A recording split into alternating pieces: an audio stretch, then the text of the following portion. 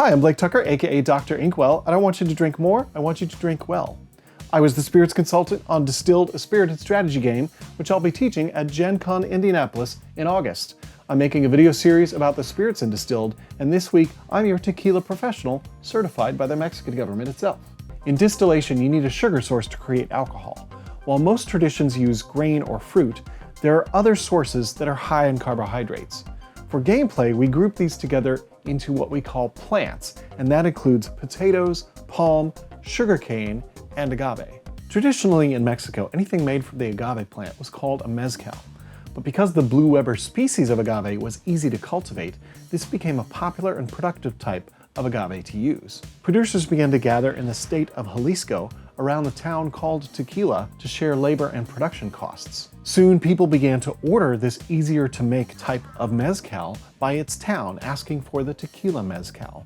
This eventually got shortened to just tequila, and now it's its own formal category of agave-based spirit. The regulations that define what tequila is have changed frequently compared to other spirits, but today it must be made from 51% or more of that blue Weber agave. That's called a mixto, but true connoisseurs will drink tequilas made from 100% blue Weber agave. Mexican spirits are mostly found in 4 defined finishing styles: Blanco, Reposado, Añejo, and Extra Añejo. Blanco tequila is actually allowed to age in a wooden cask for up to 2 months, but is mostly found as a clear or colorless spirit. Reposado tequila is aged 2 months to 1 year in a wooden cask, and that gives it a light brown color and a mild barrel flavor. Añejo is aged 1 to 3 years, and Extra Añejo 3 or more years. In Distilled, we require you to barrel age your tequila since technically all styles can be aged, but that makes tequila the highest scoring recipe that you can buy in the game. So how do you drink your tequila? Well, the most famous cocktail is of course the margarita, normally made with Blanco tequila.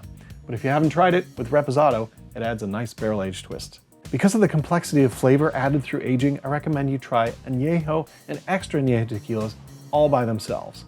Try it neat or on the rocks. Thanks for watching. Please subscribe or follow and share this video with your friends. I hope to see you this summer. Let's sample some spirits and games from around the world. Cheers.